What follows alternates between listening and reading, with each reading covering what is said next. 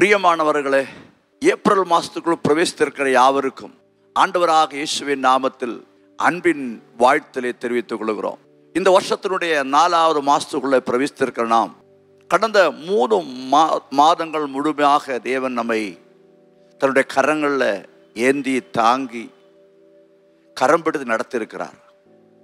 அதே தேவன், அதே ஆண்டவர் இந்த 4ஆம் மாதத்திலும் இந்த ஏப்ரல் மாதத்திலையும் நம்மை அதிசயமாக, அற்புதமாக, நம்முடைய எதிர்பார்ப்புக்கு மேலான காரியங்களை நமக்கு செஞ்சு நம்மை நடத்த அவர் போதுமானவராக இருக்கிறார். இந்த காலை வேளையிலும் அவருடைய சமூகத்தில் நாம் கடந்து வர தேவன் நமக்கு கிருபை செய்தார். இந்த மாதத்தை ஆண்டவரோடு கூட துவங்குவதற்காக தேவன் கொடுத்த இந்த நல்ல நேரத்துக்காய் ஆண்டவருக்கு நன்றி செலுத்துகிறேன். பொதுவாகவே நம்முடைய வாழ்க்கையில் ஆறுதலை நம்ம ஆறுதலை விரும்புகிறவங்க, நாடுறவங்க, எப்போ நமக்கு ஆறுதல் வேண்டும்? நம்முடைய உபத்திரவங்களில், நம்முடைய கஷ்டங்களில், நம்முடைய தோல்விகளில் யாராவது ஆறுதல் படுத்தினால் நமக்கு நல்லா இருக்குமே, ஒரு ஆறுதலான வார்த்தை யாராவது சொன்னால், எனக்காக ஜெபித்தால் நன்றாக இருக்குமே என்று சொல்லி நாம் ஒவ்வொருவரும் அதை குறித்து நினைக்கிறது உண்டு, வாஞ்சிக்கிறது உண்டு, இப்படியாய் நாம் அதை எதிர்பார்க்கிறது உண்டு.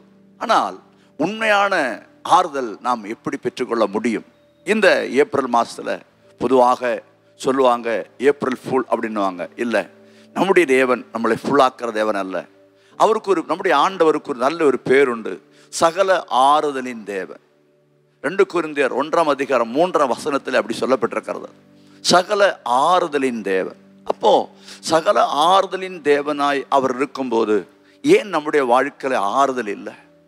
நம்ம ஒவ்வொரு நாளும் வேதனைப்பட்டு கலக்கமடைந்து நான் தேற்றப்படாமல் இருக்கிறோமே, அப்படின்னா ஏன் எனக்கு ஆறுதலை என்று ஒரு கேள்வியோட இந்த மாதத்தில் நீங்கள் துவங்கியிருந்தால் அந்த கேள்விக்குரிய பதில் தான் இந்த மாதத்தினுடைய வாக்குத்த செய்தி.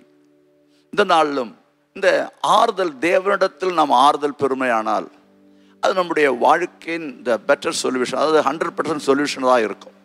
அது உண்மையான மனிதனுடைய வார்த்தைகள், மனிதனுடைய செயல்கள் நமக்கு எப்போதுமே ஒரு 100% ஆறுதலை பெற முடியாது. ஆனால் நம்முடைய ஆண்டவர், நம்முடைய தேவன் நம்மை ஆறுதல் படுத்துமே ஆனால் அது உண்மையான ஆறுதலாய் காணப்படும். இந்த மாதத்தில் இந்த ஆறுதல் பெறுவதற்கான 3 காரியங்களை நான் உங்களுக்கு சொல்ல விரும்புகிறேன். ஒன்றாவதாக, you will find the comfort in praying.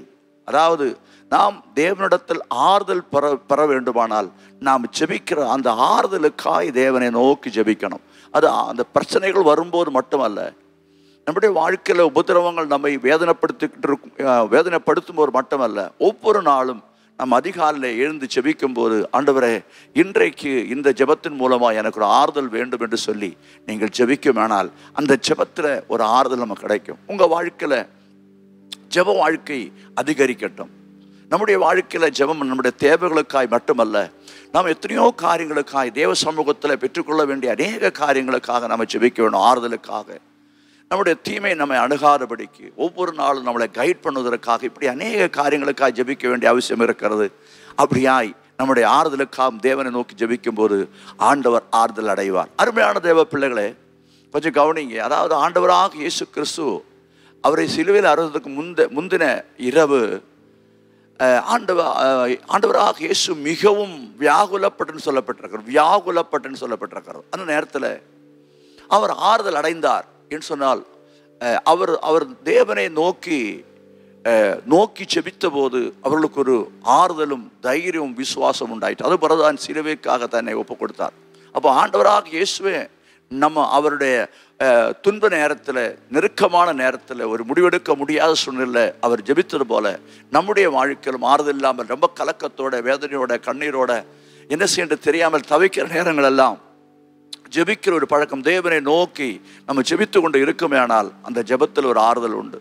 என்னுடைய வாழ்க்கையில் நான் சொல்லுமே ஆனால் எத்தனையோ இந்த ஊழியத்தின் பாதையில் அநேக நெருக்கங்கள் உண்டு, கஷ்டங்கள் உண்டு, துயரங்கள் உண்டு, உபத்திரங்கள். ஆனால் இவர்கள் நடுவில் என்னுடைய ஜெப அறைக்கு சென்று நான் செபித்து வெளியே வரும்போது என்னோட பெரிய ஒரு ஆறுதலும், ஏதோ எல்லாம் முடிந்து விட்டதை இல்லாவிட்ட எல்லாவற்றையும் ஜெயித்து விட்டோம் என்ற நம்பிக்கையோடு நான் என்னால் வர முடியும். அதனால் அந்த அனுபவத்தில் நான் சொல்லுகிறேன், முதலாவது உங்களுடைய ஆறுதல் அடைய வேண்டுமானால் நாம் தேவனை நோக்கி செபிக்க வேண்டும்.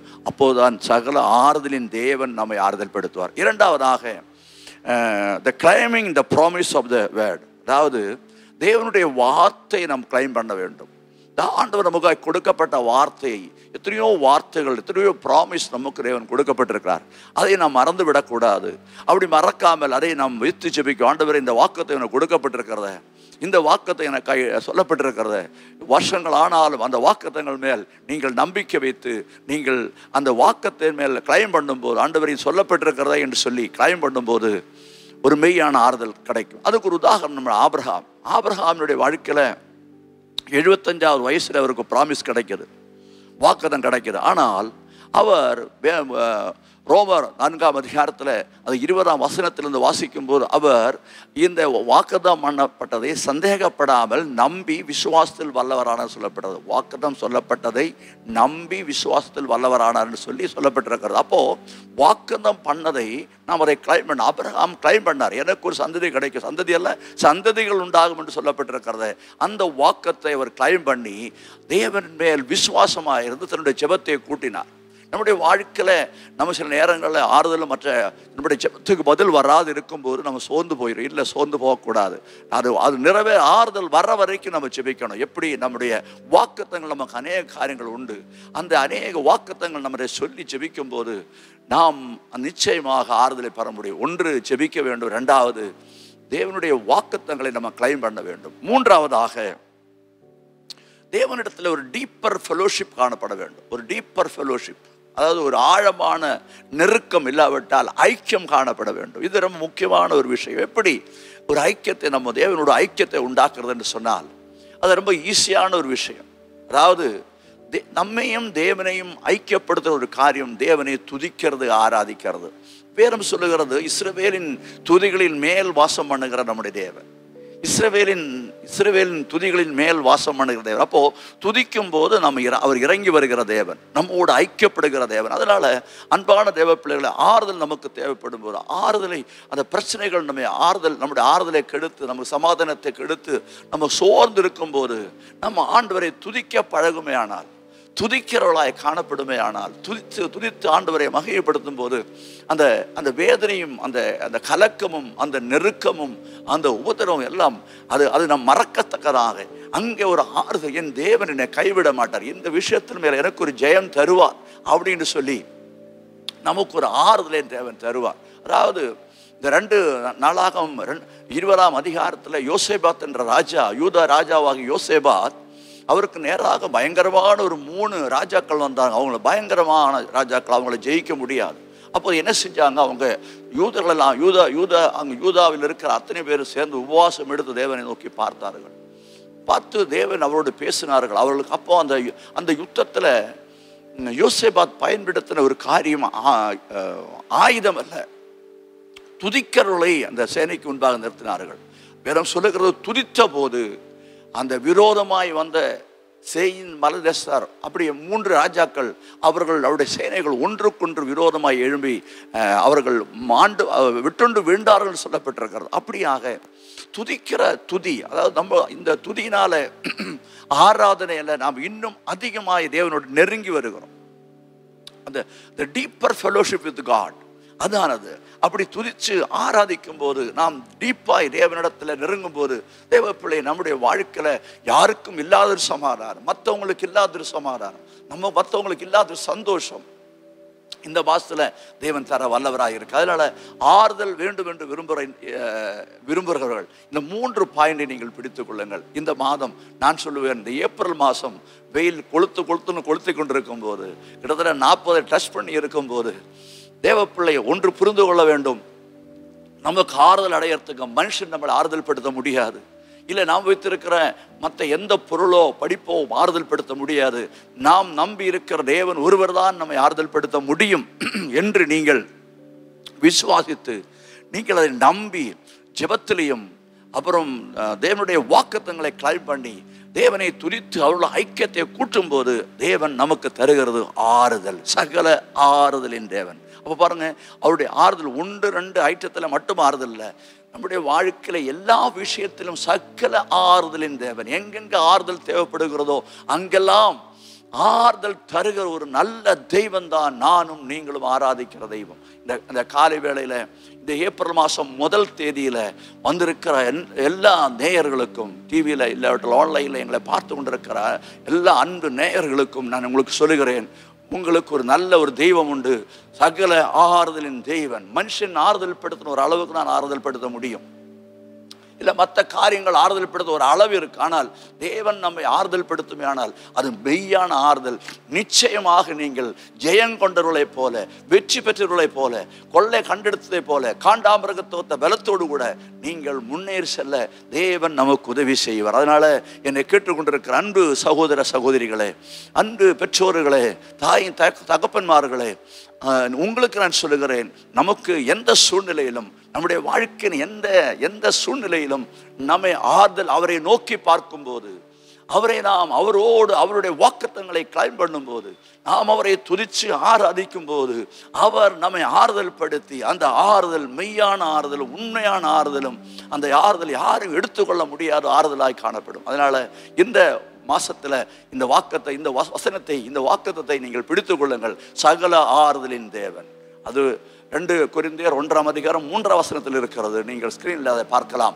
அருமையான தேவப்பிள்ளை, இதை பிடித்துக்கொள்ள. இந்த 3 காரியங்கள் உங்களுடைய வாழ்க்கையில மறந்துடாதீங்க. எந்த சூழ்நிலையிலும், ஆறுதலுக்கு மட்டுமல்ல, உங்க வாழ்க்கையில எந்த சூழ்நிலையிலும் நீங்கள் இப்படியா 3 காரியங்களை செய்யும் போது நிச்சயமாக தேவன் நம்முடைய வாழ்க்கையில ஆறுதலையும் ஜெயத்தையும் சமாதானத்தையும் சந்தோஷத்தையும் தந்து நம்மை மற்றவங்களை விட மேன்மையாய் வைத்து நம்மளை வழிநடத்த அவர் போதுமான தேவனாய் இருக்கிறார். அதனால நல்ல தெய்வத்துக்காக நான் நன்றி செலுத்துகிறேன். அவரை நோக்கி நம்ம செபிப்போம். இந்த நேரத்தில் யாரெல்லாம் இந்த நேரத்தில் ஆறுதல் இல்லாமல், யாருமே எனக்கு ஆறுதல் இல்லையே, அப்படியா நீங்கள் ஒரு பேரை, ஒரு லிஸ்ட்டை வச்சிருக்கலாம்.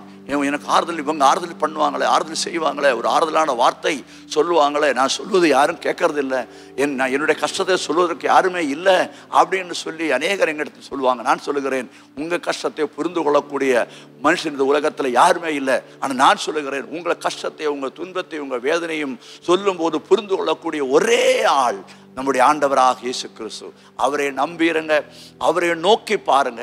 நிச்சயமாய் சகல ஆறுதலின் தேவன் உங்களை ஆறுதல்படுத்தி இந்த ஏப்ரல் மாசத்துல உங்களை மேன்மையை காணத்தக்கதாக, இன்னும் நன்மையால் உங்களை முடிசூட்டத்தக்கதாக, உங்க வாழ்க்கையில ஜெயத்தை காணத்தக்கதாக தேவன் நமக்கு உதவி செய்வார். இந்த ஆன்லைனில் கலந்து கொண்டிருக்கிற எல்லா தேவ பிள்ளைகளுக்காக நன்றி. கர்த்தர் உங்களை ஆசீர்வதிப்பார். உங்களுக்கு போது நான் உங்களுக்கு ஜெபிக்கிறேன். தயவுசெய்து கண்களை மூடிக்கொள்ளுங்கள். அன்புள்ள ஆண்டவரே, எங்களுக்காய் மரித்து 3வது உயிரோடு எழுப்பின தேவாதி தேவனே, சகல ஆறுதலின் தேவனே, உம்மை நோக்கி நாங்கள் வருகிறோம். நீர் எங்களோடு பேசின இந்த 3 காரியங்களுக்காக நாங்கள் நன்றி செலுத்துகிறோம். இந்த 3 காரியங்களை நாங்கள் ஆண்டவரே கேட்கிறவர்களாய் மட்டுமல்ல, இதை நாங்கள் ரிசீவ் பண்ணி இதன்படியாய் நாங்கள் வாழத்தக்கதாக ஜெபிக்கிறவர்களாய், எங்களுக்கு ஆறுதல் பெறுவதற்கு எங்கள் வாழ்க்கையில் ஜெபந்தான் எங்களுக்கு தேவை என்றும், ஆண்டவரே நாங்கள் ஆறுதல் அடைவதற்கு வாக்கத்தை கிளைம் பண்ண வேண்டும் என்றும், நாங்கள் ஆறுதல் அடைவதற்கு நல்ல ஒரு டீப் ஃபெலோஷிப் உங்களோடு உண்டாவதற்கு உம்மை துதித்து ஆராதித்து நாங்கள் அதை பெற்றுக்கொள்ளத்தக்கதான கிருபை எங்களுக்கு தரும்படியாய் நாங்கள் ஜெபிக்கிறோம். இந்த ஆன்லைனில் எங்களோடு கூட இருக்கிற அன்பு வீவர்களுக்காக, அன்பு நேயர்களுக்காக நன்றி செலுத்துகிறோம். அவர்கள் எல்லாம் நீர் ஆசீர்வதிப்பீராக. இந்த வார்த்தை அவருடைய வாழ்க்கையில் ஒரு பெரிய மாற்றத்தை கொண்டு வரட்டும். இந்த வார்த்தை அநேகருக்கு அவர்கள் ஷேர் பண்ணத்தக்கதான கிருபை தாரும். ஆண்டவரே, இதை கேட்டுக்கொண்டிருக்கிற அனைவரையும் நீர் ஆசீர்வதிப்பீராக. அவருடைய குடும்பங்களை ஆசீர்வதிப்பீராக, தலைமுறை ஆசீர்வதிப்பீராக. ஆண்டவர் விசேஷமாக ஆண்டவரே 10th +2 படிக்கிற பிள்ளைகளுக்கான எக்ஸாம் நடந்து கொண்டிருக்கிறது. அதை ஆண்டவரே நீர் ஆசீர்வதித்து உடைய பிள்ளைகளுடைய படிப்பில் நீ பொறுப்பெடுத்து நல்ல மதிப்பெண் எடுக்கத்தக்கதான கிருபையை கொடுக்கும்படியாய் ஜெபிக்கிறோம். ஒவ்வொரு ஸ்டூடெண்ட்ஸையும் உடைய கரங்களை ஒப்புக் கொடுக்கிறோம். நீர் பொறுப்பெடுத்துக் கொள்வீராக.